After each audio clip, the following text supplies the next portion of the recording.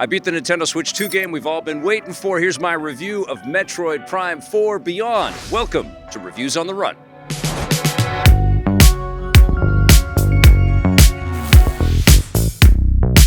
Like you, I was dying to play this game. I've been waiting for years and years for the new Metroid Prime. It's finally here for the Nintendo Switch and the Nintendo Switch 2, the Nintendo Switch 2 edition. That is the only version of the game that I played, and I did beat it. I got through to the end, but the one thing that I will tell you is I did not play it with the motion controls. I tested that out at the Nintendo Switch 2 experience earlier this year, but I wanted to have my first playthrough just with the Nintendo Switch Pro Controller 2, because that's the way I've been playing Metroid Prime. When I played Metroid Prime Remastered, I played it in exactly the same fashion, and I wanted to experience the whole game that way. I'm not going to spoil anything, and this is also a game that you don't want spoiled, so be careful with the reports and the story stuff and the reviews that you might watch out there, some of the leaks that might happen on social media. You want to go into this as cold as possible. I'm really just going to be using mostly trailer footage, teasing some of the pieces in here. I know some of the questions that you're going to have are about the mobility in the game,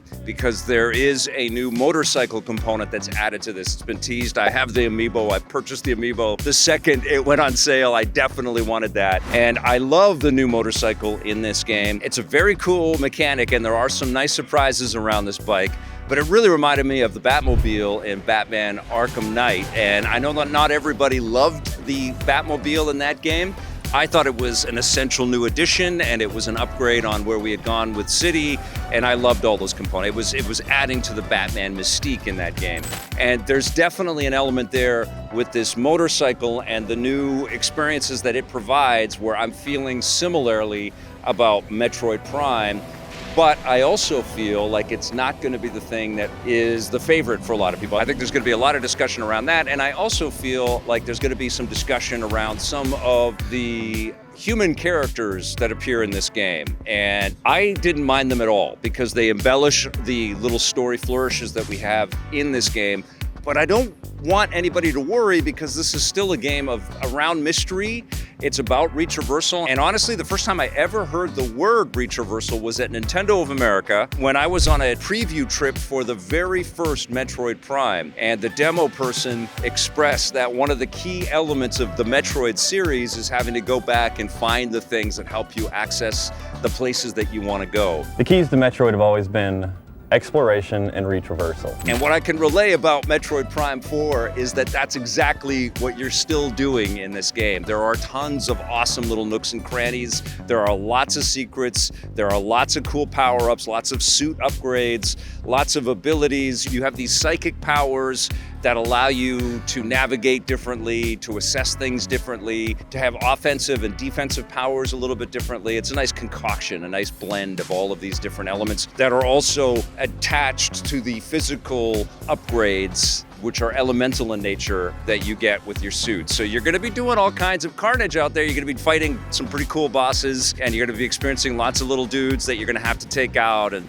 they're gonna leave you power-ups and let you kind of heal up. And you're also going to be replaying sections over and over again. I played in the normal difficulty setting for this game, and I can tell you that I didn't have too much trouble with it at all. There were a couple of bottlenecks where I had to replay boss fights over and over again, but there was one boss fight in this game where I was at my wit's end. I was ready to throw my controller in full-on rage. I felt like it was a little cheap, it went on a little too long, and I was just screaming. And of course, I wanted to get this review shot. I'm actually, for the first time, I finished the game in the hotel. I don't think I've ever done that in my 30 years of reviewing video games. I finished the whole thing. Well, I didn't play the whole thing, but I finished the game in the hotel. But there was a boss fight in this thing that was just excruciatingly challenging.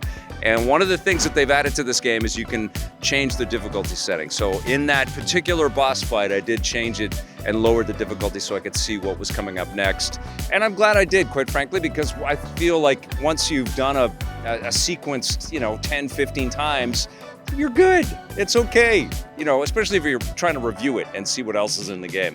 So it's not my favorite of the Metroid Prime experiences. I think probably Metroid Prime Remastered is that, because you know that it was the unveiling of this concept, and it was such a brash and bold idea from Nintendo to take this 2D scrolling thing and turn it into this first-person adventure. And they did it so elegantly. Retro and Nintendo, they really nailed it with the first one. And that remastered version of the game was just outstanding.